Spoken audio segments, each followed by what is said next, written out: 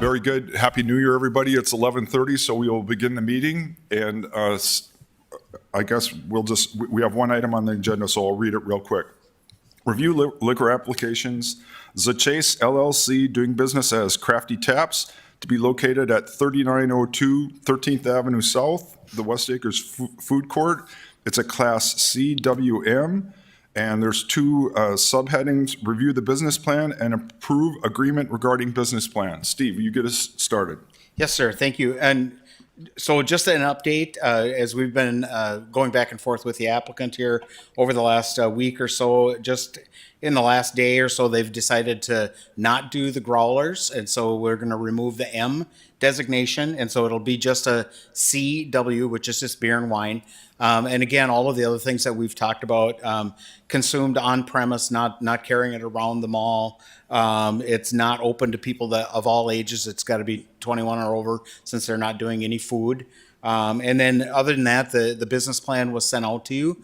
And I think it addressed most, if not all of your concerns. Maybe there were some new things that, popped up when you read it, that kind of thing. And I'm sure Zach is here to address any new questions that may have come up.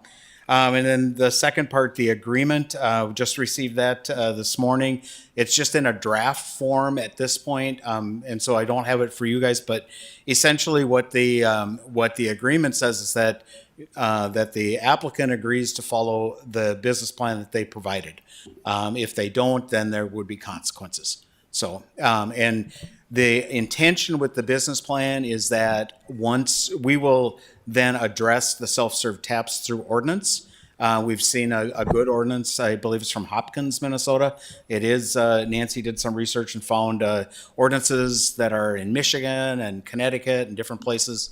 But the one in Hopkins seems to be, pretty much address what we're looking at.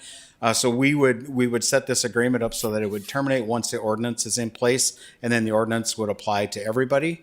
And so that's kind of the idea with what we're doing with the agreement. And so anybody on the panel, if anybody has any questions, that's great. And I want to thank Nancy for working on this along with the applicant, because basically this is a temporary agreement to make sure that they're doing what they committed to do until the time that we get the new ordinance. So the ordinance, it will be coming to our board and then onto the city commission, but it'll take some time. Is that correct? That's correct. Ordinances take a minimum of 6 weeks with receive and file at city commission, and then first reading and second reading and final adoption. And if we're going to bring it here first, to look at it, that's going to extend some of the time. So not sure if we'll have the ordinance in a position to present to you in January here, but if not, it'd be February. So this agreement probably be for around 3 months or so. And so as soon as we get the concept of the ordinance, then you can forward it to us and to the applicant and to the other people. Anybody that has questions about it will be able to see it ahead of time, and then it will come to us with any questions and any changes that we want to make. Is that correct? That's Is that a good summary? Yep, we can do it that way. Any other comments or questions from anybody? Go ahead, Kate. I did watch the meeting, and I really appreciate all that you have put into this. But I still have some questions, and I'm not entirely clear how the food is going to work. I appreciate having access to food with an alcohol establishment, and since you've got those vendors around you, it would seem to me that if you had some kind of an arrangement with them, it would be a win for both you and the food vendors. So if you could just introduce yourself and do a quick summary along with answering the question. Thank you. Yeah, hi, I'm Chase Raymond. I'm the managing member. At this time, we have no concern with anybody bringing food into our establishment that they get anywhere within the food court. Fully open for it. We're going to make that very clear with everybody that is around us. And we want that. We welcome that as well. And I understand that part, but for me, once they're in and consuming alcohol, sometimes you get hungry. So what kind of an arrangement or what can be done to accommodate that so that they're not going in and out? Because it's my understanding they can't go in and out. Correct. Once they leave, we would have to deactivate their card, and when they come back with food, they would have to essentially go through the process again. Okay.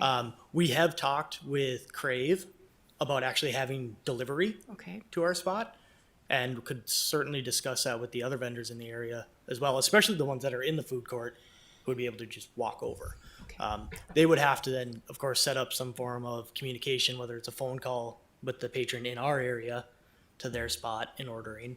And I don't know how many of them are set up for Grubhub or anything like that, but Okay.